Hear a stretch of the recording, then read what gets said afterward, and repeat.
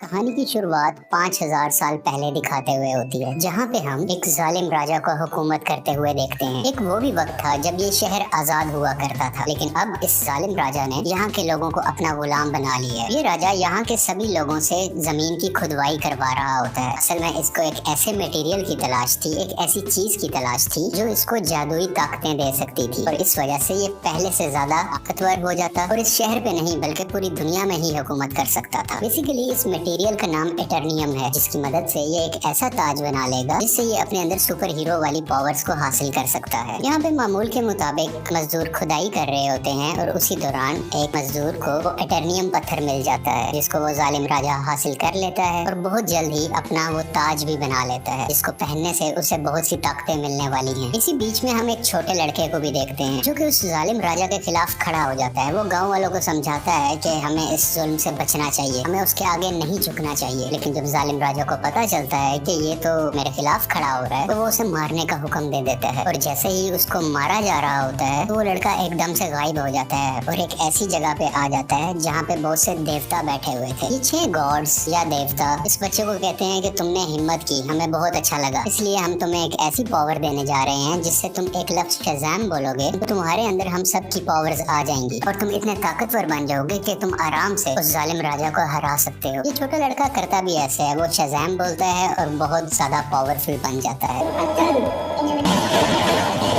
और फौरन ही वो उस राजा के महल में आ जाता है, जहाँ पे वो अपना शैतानी ताज पहन रहा होता है कि उसके पास बहुत सी पावर्स आ जाए। लेकिन जो छोटा लड़का जो शज़ाम बोलने के बाद अब बहुत पावरफुल बन चुका है, वो वहाँ आके तबाही मचा देता है और सबको मारने लगता है। ये इतने गुस्से में होता है कि जालिम राजा के साथ साथ वहाँ के पूरे शहर को ही तबाह कर डालता है। और यहीं से कहानी जाती है 5000 साल बाद और हम प्रेजेंट का टाइम देखते हैं। अभी के टाइम पे भी हमें वही शहर दिखाया जाता है, जहाँ पर एक गैंग ने पूरे तरीके से इस शहर पे कब्जा किया होता है। ये लोगों पे जुल्म कर रहे हैं, लूट मार कर रहे हैं, पूरी तरह से इस शहर को कंट्रोल में कर रखा है। असल में इस गैंग का एक ही मकसद है कि उस ताज को तलाश करना, यानी कि ये उसी क्राउन उसी ताज को तलाश कर रहे होते हैं जो आज से 5000 साल पहले उस जालिम राजा ने बनाया था। वो खुद तो मारा गया था, लेकिन उसका ताज अभी भी कहीं ना कहीं इसी शहर में ही दफन है। अब हम एक लड़की को देखते हैं जिसका नाम एड्रियाना है। वो भी इसी ताज को ही ढूंढ रही होती है। ये लड़की पुरानी चीजों को ढूंढने में काफी एक्सपर्ट है, क्योंकि ये आर्कियोलॉजिस्ट है, यानी ये वो लोग होते हैं जो जमीन की खुदाई करते हैं और हिस्ट्री की बहुत सी चीजों के बारे में काफी मालूमात भी रखते हैं। तो ये लड़की एड्रियाना एक केव में जाती है, एक गार में जाती है, जहाँ पे काफी कोशिशों के बाद इसको वो ताज मिल भी जाता है। अभी एड्रियाना और उसके साथी इसी बात को लेके खुश हो ही रहे होते हैं, तो हमें पता चलता है कि इसी का एक साथी जिसका नाम इस्माइल है, वो उसी गैंग के साथ मिला हुआ है जिसने पूरे शहर पे कब्जा कर रखा है। तभी इस्माइल अपने साथ आए हुए एक साथी को मार देता है और अपने गैंग के दूसरे लोगों को भी उसी गार में बुला लेता है।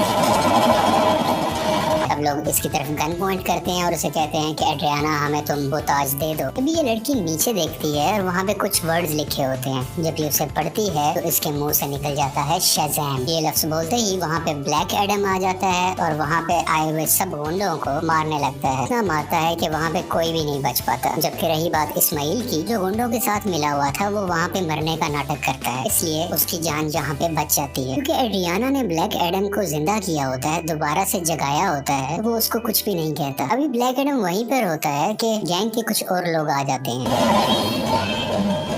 और उस पर एक स्पेशल वेपन से अटैक करते हैं। ये वेपन उसी एटर्नियम मटेरियल से बना होता है, जिसकी मदद से वो ताज भी बना था। और जैसे ही ये मिसाइल ब्लैक एडम को लगता है तो उसे वाकई ही दर्द महसूस होती है। ब्लैक एडम उस मारने वाले गुंडे की तो जान ले लेता है, लेकिन उस रॉकेट या उस छोटे से मिसाइल के लगने की वजह से खुद भी बेहोश हो जाता है। तो हमें यहाँ पे ये पता चलता है कि एटर्नियम ऐसा मटेरियल है जो ब्लैक एडम की कमजोरी है और इसी मटेरियल से ब्लैक एडम को मारा भी जा सकता है। तो ये देखते हुए एड्रियाना काफी परेशान हो जाती है और वो ब्लैक एडम को अपने घर ले जाती है। जैसे ही ब्लैक एडम को होश आता है तो वो यहाँ पे एड्रियाना के बेटे से मिलता है। ये बच्चा ब्लैक एडम को कहता है कि आप 5000 साल से उस गार के अंदर बंद थे, अब क्योंकि हमारा शहर गुलामी बसर कर रहा है, वो गैंग हमें जीने नहीं दे रहा, तो आप हमारे लिए एक मसीहा बन के आए हो, आप ही हमारे शहर को उस गैंग से बचाओगे। ब्लैक एडम को यहाँ पे कोई फर्क नहीं पड़ता। वो कहता है कि आज से 5000 साल पहले ये मेरा शहर हुआ करता था, यहाँ पे सब कुछ बदल चुका है, तो इस शहर को बचाने के लिए मैं रिस्पॉन्सिबल नहीं हूँ। मुझे इस शहर और यहाँ के लोगों से कोई मतलब नहीं है। और ये बात कहते ही वो घर से बाहर आ जाता है और शहर में फिरने लगता है और शहर को देखने लगता है। इसके बाद हम एक फीमेल लीडर को देखते हैं जिसका काम इस दुनिया में आने वाले सुपर हीरो और सुपर विलन्स को रोकना होता है। दुनिया में ऐसे हालात रखने होते हैं जिसकी वजह से आम लोगों को कोई मुश्किल ना आए और हमारी जमीन को भी कोई खतरा ना हो। वो यहाँ पे एक सुपर हीरो हॉकमैन से बात कर रही होती हैं। कहती हैं कि ब्लैक एडम अब वापस आ चुका है और उसे अगर रोका ना गया वो पहले की तरह इस बार भी बहुत ज्यादा तबाही मचा सकता है, और वो अगर पागल हो गया, वो गुस्से में आ गया, तो उसको रोकना लगभग नामुमकिन है। हॉकमैन इस चीज के लिए राजी हो जाते हैं और अपनी टीम इकट्ठी करते हैं जिसमें और भी बहुत से सुपर हीरोज शामिल होते हैं और सब मिलकर ब्लैक एडम को पकड़ने के लिए निकल जाते हैं। दूसरी तरफ उस गैंग के कुछ लोग एड्रियाना के घर पहुंच जाते हैं क्योंकि उन्हें पता था वो ताज अभी भी उसी के पास है, तो वो ताज लेने ही गए थे। और जैसे ही वो लोग एड्रियाना की फैमिली पे हमला करने वाले होते हैं तो ब्लैक एडम्स वहाँ पे उनको बचाता है और उस गैंग के लोगों को एक बार फिर से मार डालता है। और बचे हुए कुछ लोगों से ये अभी फाइट कर ही रहा होता है, तभी उसी वक्त हॉकमैन की बनाई हुई टीम वहाँ पे आ जाती है और ये सब मिलके ब्लैक एडम से लड़ाई करने लगते हैं। लेकिन अभी भी ब्लैक एडम इन पर भारी था। वो गैंग के लोग और जस्टिस सोसाइटी की टीम दोनों मिलके भी इसका कुछ नहीं बिगाड़ पा रहे थे और आखिरकार ब्लैक एडम वहाँ से चला जाता है। ये जस्टिस सोसाइटी की टीम जो कि हॉकमैन की बनाई हुई टीम है, वो एड्रियाना के पास आते हैं और उसे मदद मांगते हैं कि तुम हमारी हेल्प करो उसको पकड़ने में। लेकिन एड्रियाना उन्हें कहती है कि तुम तब कहाँ थे जब हम पे ये जुल्म हो रहे थे, तुम लोगों को तो मैंने पहले कभी नहीं देखा। एक ब्लैक एडम ही है जिसने हमें बचाया, जब मैं मरने वाली थी तो उसी ने ही मुझे बचाया था। जस्टिस सोसाइटी के लोग कहते हैं इसको तुम समझ रही हो कि वो तुम्हारी हिफाजत कर रहा है, वो बहुत खतरनाक है। आज से 5000 साल पहले भी उसने हमारे इसी शहर को पूरे तरीके से तबाह कर दिया था। और बिलाखिर ये लोग एड्रियाना को राजी कर लेते हैं और इसीलिए एड्रियाना इन सबको ब्लैक एडम के पास ले जाती है ताकि सब लोग बैठ के आपस में बात कर सके, ताकि वो दोनों एक दूसरे की बातों को समझ सके और इनकी आपस की लड़ाई आपस में खत्म हो जाए। तभी दूसरी तरफ इस्माइल जो कि एड्रियाना का साथी था, वो उसके घर में एंटर हो जाता है ताकि वो ताज वहाँ से ढूंढ सके और उसका इस्तेमाल अपने लिए कर सके। लेकिन जब उसे वो ताज नहीं मिलता तो वो गुस्से में एड्रियाना के बेटे को उठा के अपने साथ ही ले जाता है। यहाँ काफी चालाकी से इसका बेटा अपनी मदर यानी एड्रियाना को फोन कर देता है और सब कुछ बता देता है कि मुझे किडनैप कर लिया गया है, मुझे इस्माइल ने ही किडनैप किया है। ये सुन के ये काफी परेशान हो जाती है, इसलिए ये जस्टिस सोसाइटी और ब्लैक एडम से हेल्प मांगती है, मेरे बेटे को वापस लाने में मेरी मदद करो। और ये दोनों राजी भी हो जाते हैं और मिलकर उसके बेटे को ढूंढने लगते हैं। यहीं पर हॉकमैन उस गैंग के 2 आदमियों को पकड़ लेता है। मार के पूछने पे उसे पता चलता है कि इस्माइल कहाँ पे है।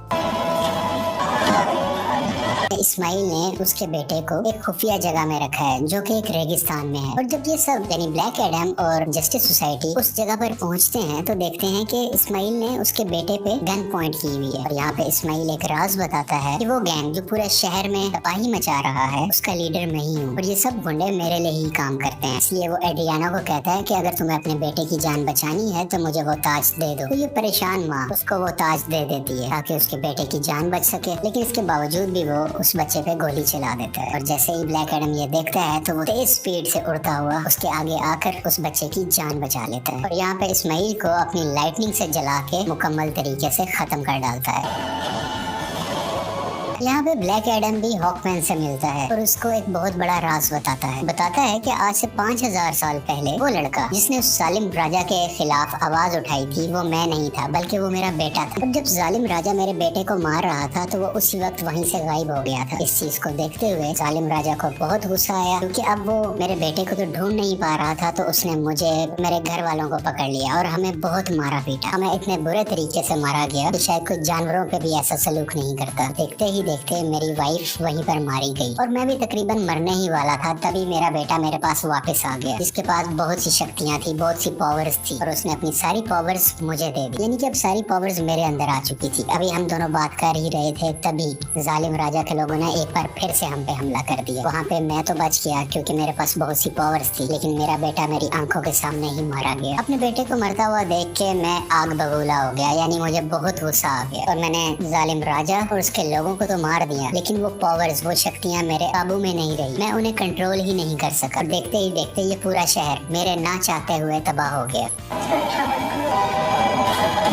मेरा ऐसा करने की वजह से उन देवताओं ने, जिन्होंने मेरे बेटे को शक्ति दी और वो शक्ति अब मेरे पास है, वो बहुत नाराज हो चुके थे कि मैंने अपनी पावर का मिसयूज किया है, मैंने अपनी पावर को कंट्रोल में नहीं रखा। इसीलिए उन्होंने मुझे उस केव में बंद कर रखा और मैं कई हजार साल तक उस केव, उस गार के अंदर बंद रहा। जब एड्रियाना ने आके नाम लिया तो मैं एक बार दोबारा से जिंदा हो गया। यहाँ पे ब्लैक एडम को अभी भी बहुत अफसोस होता है कि उसकी वजह से पहले भी बहुत ज्यादा तबाही मची और अब भी बहुत ज्यादा तबाही मची है, बहुत से लोग मारे गए। वो हॉकमैन को कहता है कि मैं सरेंडर करना चाहता हूँ, मैं अपनी पावर्स को खत्म करके तुम लोगों के हवाले करना चाहता हूँ ताकि मेरी वजह से किसी को कोई नुकसान ना पहुंचे। इसके बाद ब्लैक एडम शज़ैम का वर्ड बोलता है, जिससे वो वापस से अपनी एक नॉर्मल फॉर्म में आ जाता है, यानी वो एक नॉर्मल इंसान बन जाता है जिसके पास इस वक्त सुपर पावर्स नहीं है। और जब तक ये दोबारा शज़ैम नहीं बोलेगा तब तक ये वापस से ब्लैक एडम नहीं बन सकता। इसलिए ये इनसे रिक्वेस्ट भी करता है, तुम मेरे साथ कुछ ऐसा करो कि मैं दोबारा से ये वर्ड बोल ही ना सकूं। आखिरकार ब्लैक एडम को पानी के अंदर डाल दिया जाता है और उसके मुंह में एक ऐसी डिवाइस लगा दी जाती है जिस वजह से ये बोल ही ना पाए। ये एक छोटी सी जेल होती है जिसमें ब्लैक एडम को बंद कर दिया जाता है। दूसरी तरफ हमें इस्माइल को दिखाया जाता है जो कि मर चुका था और अब वो हेल के अंदर आ गया है। इस्माइल को एक बात शुरू से पता थी कि अगर वो उस ताज की ताकत को हासिल करना चाहता है तो उसका तरीका ये है कि उसको वो ताज अपने हाथ में पकड़ना होगा और उसी वक्त कोई ना कोई उसको मारे ताकि वो मर के हेल में आ जाए, यानी कि जहन्नुम में आ जाए और वो हेल के डीमन से यहाँ पे मिल सके जिनसे वो पावर हासिल कर सके। ये सारी बातें इस्माइल शुरू से ही जानता था, इसीलिए उसने ब्लैक एडम को उकसाया कि मैं जैसे ही एड्रियाना के बेटे को मारूंगा ब्लैक एडम आके उसे बचाएगा और मुझे मार डालेगा। और उसी वक्त ताज भी उसके हाथ में ही था। ये सब बातें ये शुरू से जानता था और सब कुछ इसके प्लान के मुताबिक ही हो रहा था। यहाँ हेल के डीमंस इस्माइल से मिलते हैं और उसको अपनी पावर्स दे देते। पहले जैसा इंसान नहीं था, ये सबाक बन चुका होता है। इन पावर्स के साथ इस दुनिया में आ जाता है और हर तरफ तबाही मचाने लगता है। जैसे ही जस्टिस सोसाइटी को इसके बारे में पता चलता है तो वो इसके मुकाबले के लिए इसके सामने आते हैं। यहाँ पे काफी देर लड़ाई चलती रहती है, लेकिन सबाक क्योंकि बहुत ज्यादा पावरफुल था ये सब मिल के भी उसको नहीं रोक पा रहे थे।